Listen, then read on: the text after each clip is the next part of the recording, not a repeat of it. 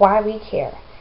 Today, over over 100 million children will not be enrolled in schools, and millions will be enrolled in schools that do little to teach them anything relevant to their futures. 1 in 5 children around the world are not enrolled in primary schools, which means that 120 to 125 children worldwide are not enrolled in primary schools. Education is more than just learning and teaching. It diminishes poverty, creates leaders, and provides a sense of freedom. Education in third world countries, on the other hand, has lost its direction. Poverty, child labor, and poor working environments have led to a global problem concerning the future of education in third world countries if the Western countries do not aid financially and otherwise. The Global Fund for Children, the GFC, seeks out educators who are helping children to learn despite all obstacles and who are also achieving results. Since 1994, the Global Fund for Children has been searching for the most creative and successful efforts to help children around the world. Some of the most innovative community-based schools are marginal locations and operate on a small scale. In Ghana, the GFC supports the Campaign for Female Education, also known as CAMFED. Ghana's government cut funding for schools. The cuts forced families to spend more money to send their children to school, and many, especially girls, face a stark choice between going to school and dropping out to work or stay at home. GFC is helping to support 60 girls between ages of 11 and 13 to complete their primary education. In Uganda, the Universal Primary Education Program has put an emphasis on educating children with special needs. Schools for special needs children are scarce in third world countries. They offer education to students who are deaf, mentally challenged, and physically handicapped. Children's Town, located in Zambia, was founded in 1990 as a skills training center and school for over 200 street children and AIDS orphans aged 9 to 21. Ghana, Uganda, and Zambia are few countries that GFC have helped fund educational programs for many students. There are many other groups and companies that help fund education in third world countries as well. The problem is there isn't enough. Quality education should not be a privilege reserved only for children living in developed countries.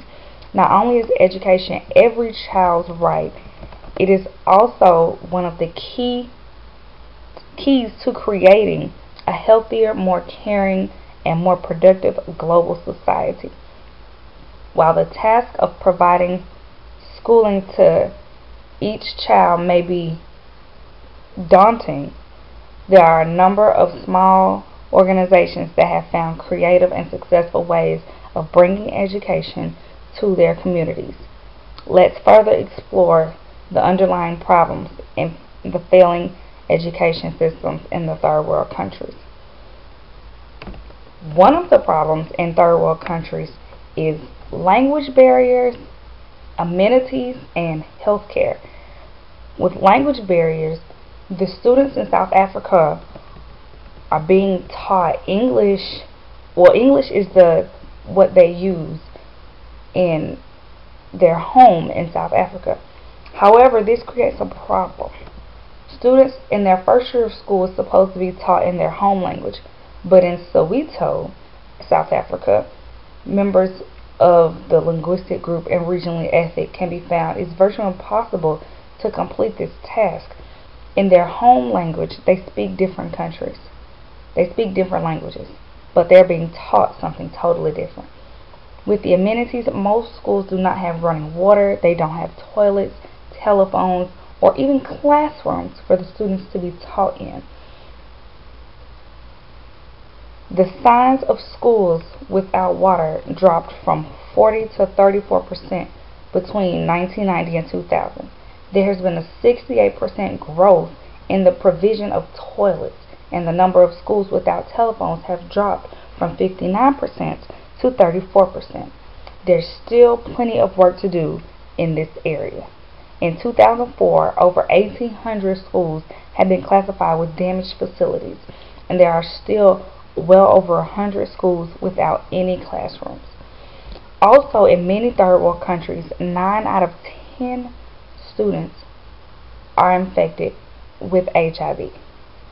Now, this is a very large issue. We need to be able to be in these third world countries, educate these people, whether it's the parents and the children, and they need the same type of treatments that we have here in the United States as far as HIV awareness and everything.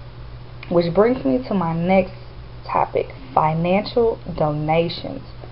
There are many rich people in the United States that that give to the cause over in the third world countries. You have Oprah, you have Nelson Mandela, but more Americans on a regular basis need to give simple things that they need. I mean, basic necessities: notebooks, papers, toilet tissue, these types of things that can help schools go around. More regular average Americans need to give, whether it's $1, $2, or $3. Whatever we can give to help, that's what we need to do. Many of those kids over in the third world countries have never even tasted clean water. Basic necessities that we take for granted, things that we have, they know absolutely nothing about. We also need to begin to help personally.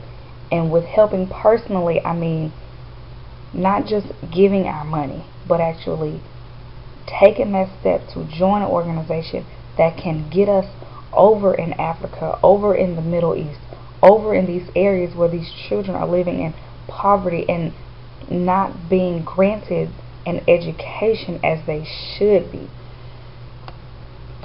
There are many celebrities that not only give, but they also do go and visit these countries. Alicia Keys has been plenty of times over to Africa and over to Zimbabwe, different areas, to help these people, whether it's helping them with basic needs, as far as helping them with health care, teaching the children yourself, reading to the kids. I know even my grandmother has been over to Africa to read to the children. I believe she goes every 2 or 3 years.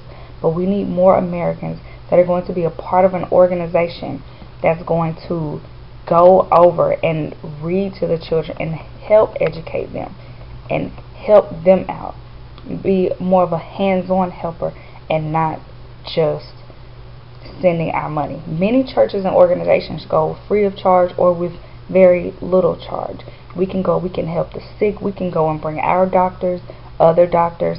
We can go and help with their reading, their writing, just teaching them and trying to aid in bringing these countries to a different level than where they are now.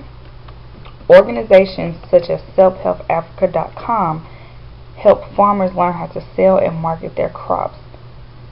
So don't think the only way to help these people is by donating money. The best thing to do is to donate money, and to also, if you have the time, if you have the money, to go over there and help and do your part. They need our support as a developed country. With your support, whether it's monetary or manpower form, these people will be provided with both academic and everyday living education that will change their life in more ways than one. We Americans live in the greatest country in the world, and it is our job to try and make every country as wonderful to live in as ours.